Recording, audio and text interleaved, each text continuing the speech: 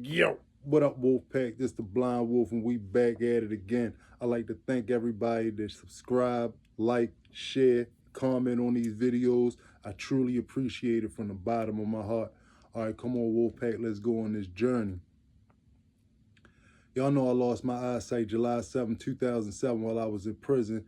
I experienced many different things, and even coming home, I've experienced things and seen things from a different perspective, from being a convict to being a free man on the street and watching both sides of the fence. Man, I don't understand why, if you know that you want to be a part of the criminal element, you want to be in the streets, like this is your thing, why you want to be around your family? Why you want to put your family in harm's way when you out there in the streets? When I was coming up, I ain't gonna say that the way that I came up was right, because it definitely wasn't. I came up, the best way that I could. But one of the things that I can say about, the dudes that I came up under, they taught us to go out here and do stuff away from the house. Don't bring this stuff around your mother's door. Don't do nothing in front of your mother's house. And them older dudes around my way, man, yeah, they beat you up with frogs, and I don't know if y'all know what that is, but that's beating you up until that little muscle get to jumping in your arm or in your leg or whatever. But yeah, they used to do that to us. They used to beat us down and made sure that we wasn't out there, bringing this trouble back home. You do your dirt elsewhere. You get away from your mother's house. But nowadays, I don't understand what's going on out here. I don't understand how you could know that you involved in crimes and then go in the house with your mother, your siblings, your grandmother, your aunts, your uncles, people that you say that you love. You could be out doing something, and just because they don't catch you, they might want to touch your peoples. Because when they come for you, they come for what you love. They come for what you love. And then what you doing? Once again, you suffering. Because now somebody that you love is suffering because of the things that you was out there doing. Come on now. Where's the thought process in this? Where's the, I really love my family in this? You walk in and out the door knowing that you out here up to no good.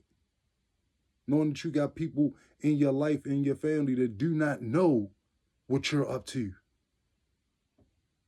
Then you get locked up. And the first thing that you want to do is you want to call back to the people that you wasn't even letting know what's going on, because you locked up and you want some help. But you wasn't helping the ones that you wasn't informing about the stuff that you was doing to get you where you getting ready to go or where you want to go. Because going back and forth inside of prison and jail, that's a choice. That's something that you decide to do. You decide to be a street dude. Or you can decide to be a man, to go out here and work hard and build a life for your family. I spent a lot of time in prison thinking about me coming home and building a life for my family. And that's because I came up from an era where we actually really thought about our family, because our families was really messed up. I don't know what's going on out here nowadays. I know that a lot of people are a lot more up than when they were in the 80s, when I was coming up. Crack took over everything. It wasn't no money like that around, in the hood for people that was poor. The people that was hustling was getting it, yeah. But if you a little kid and you out here and you struggling with your mother, your grandmother, your auntie, whoever it is that you living with, y'all struggling together. Y'all taking that to the chin together. Because guess what? They wasn't out there on the corners back then. But nowadays, you got these girls out here that's out here on the corner just as well as the dudes that's out here on the corner. Come on now, where is the I love my family in this? Where's the I love my family at?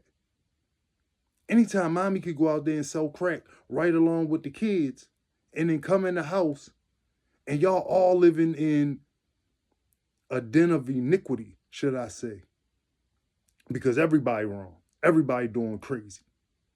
And you bring this stuff back and forth around your families. Why? What's the purpose of this? What's the purpose of this? Everybody's in danger and nobody knows what's really going on with the next person because everybody trying to keep their little stuff to their self. This is a messed up mindset. This is a messed up household. You have to think more futuristic.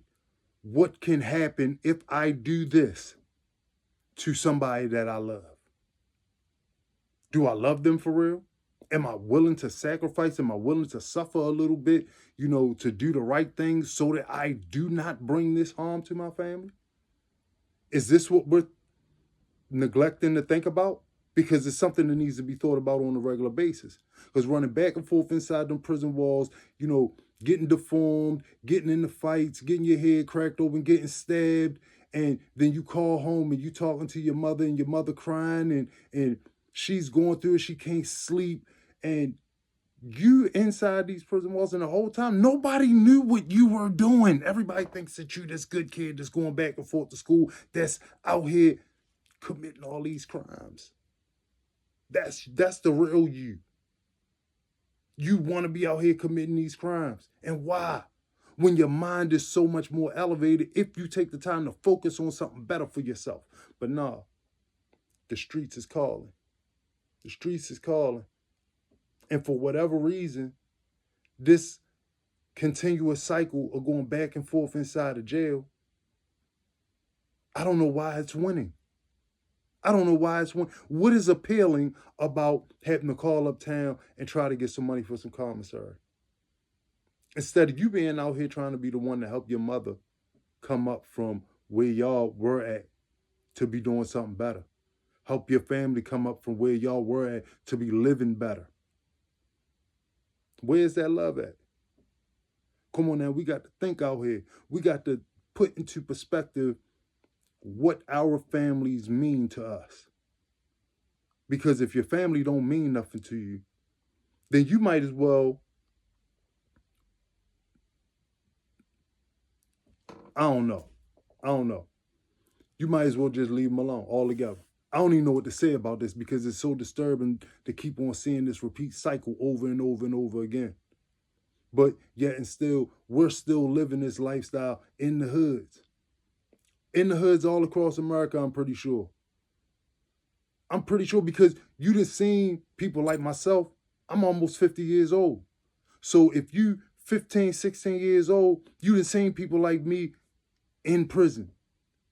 You're going with your mother, your whoever in your family to go and visit somebody in prison. But then you grew up and you doing the same thing. You watched your mother go through this pain from this other person, but now you bringing the same pain along. We got to reverse this cycle. Because trust and believe, it don't end up all the time the way that you think it's going to end up. It don't end up with you coming home all cocky, swole, and you done read a bunch of books and you know how to talk a little bit different and, people listen to you a little bit different because you got this little glow or whatever. It don't always end up like that. Sometimes you might come home disabled. Sometimes you might come home, with your manhood taken. Sometimes you might come home with your manhood taken in a whole nother way where though you don't even have your mental. Your mental ain't even who you were no more. You don't have that fight in you no more. You broke. You're a broken individual. You can come home so many different ways. It's not even funny. But yet and still we're running back and forth inside of these prison walls and to do what? To please our peers. Come on now. Forget the peers. They don't do nothing but bring us tears. They bring tears to you and to your family. And then when you come back home, who do you come back home to? You come straight back home to your family. You talk a big, good game for a good few weeks, and then you're right back in the mix. You're right back in the mix because that's what you really want to do. We got to get this mindset changed, people. We got to get this mindset changed. These baby wolves got to come up with a better idea on what life can be. Life can be precious. It don't have to be a life for you spending your time inside of these prison walls, begging your family for commissary money, to put money on the phone for you so you can talk to them and whoever else you want to talk to. Because you wasn't involving them in the crimes and stuff that you was getting into when you was on the street. You wasn't hitting them off with none of the money that you was making off of the street. You was keeping all that stuff for yourself. Selfish mindset. Let's get up out of this mindset here. Let's think more about how we can make the next generation better. I keep on telling y'all that's what's gangster. Being there for your family. Ain't nothing better. Ain't nothing better. When I go and I fulfill a task that's positive, that's beneficial for the growth and development of my family, I feel better as a man. I'm not even really worried about most of the things that's going on because these things have my mind focused. When you get your mind focused on these types of goals, you press forward. The foolishness, you kick that to the side. You'll even say with pride, oh, no, I don't do that no more. I ain't with that no more. Don't even ask me about that. Because it's about you doing what's best for you and your family. You are being the protector of your family. This is something that's embedded in you. It's embedded in you as a male to want to protect. It's just up to you to bring it out. It's just up to you to bring it out. Protect your family. Protect them from insecurity. Protect them from loneliness. Protect them from financial ruin. Get out here and work hard for your family. If it's not the best job, as long as you're putting the effort in, that's going to be something that's going to be beneficial to your family. Because you coming back and forth in the house with these paychecks, not with these little bullcrap hustle days where you might make a few dollars. It might be too hot on the block the next time. You ain't making no money. You get knocked off the little bit of money that you did have. That's gone. That's gone. Because trust and believe, everybody ain't balling. And we need to get this through everybody here. Everybody ain't balling. Some of y'all dudes out here lying. You got like $75 in the house and a couple half of babies and you going outside the next day and that's your hustle. Let's keep it a buck. Stop putting your family through this bull crap. Stop setting up hits and stuff in your family's house. We went outside and did these things when I was coming up. We was in the project hallways. We was in the slums. We wasn't sitting in the house plotting these things out. We wasn't sitting in the house after we just got done doing some crazy stuff on the block. Nah, we roamed around the neighborhood. We walked around the city. You know what I mean? We did not go straight home. We didn't bring the problem to the house. Stay away from your family if you out here getting in trouble. It's an important message out here to these kids, man. Think about your family because somebody might come and do something to somebody that you love. Once again, when they come for you, they come for what you love. Remember them 5 P's I keep on telling y'all about.